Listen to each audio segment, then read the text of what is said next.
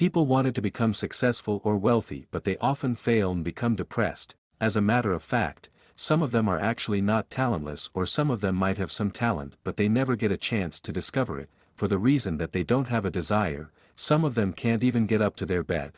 Backwards law, or the reversed law, is a paradoxical notion in today's world where all of us are striving to be happy, to become a millionaire, or to be satisfied in life.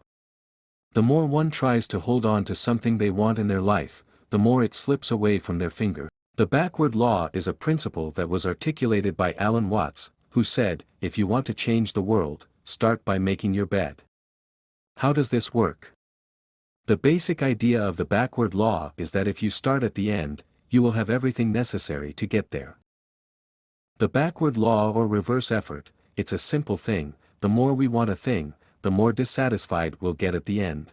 For example, the more you desperately want to be rich, the more poor and unworthy you feel regardless of how much money you actually make. Pursuing something only reinforces the fact that you lack it in the first place. The more you overanalyze every step that you need to become rich, the more insecure and uncertain you will get. The law of backwards induction demonstrates that the opposite is true. We feel deprived as a result of our dissatisfaction with current circumstances. The more dissatisfied we are, the more we suffer. The more change we need in order to be satisfied, the less satisfied we are.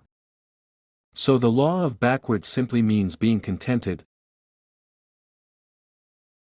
It's actually not. The law of backwards simply means to not overanalyze and overthink everything. It's something like the more you try and grab or hold of something, the more it slips through your fingers. Insecurity is the result of being secure. So how do I stop being anxious, or how can I understand the law of backwards? Simply put, the harder we try, the less likely we will succeed. Conversely, the less desperate we become, the more likely we will see the outcome we desire.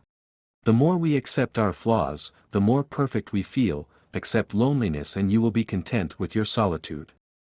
If you try to be perfect, you will be flawed.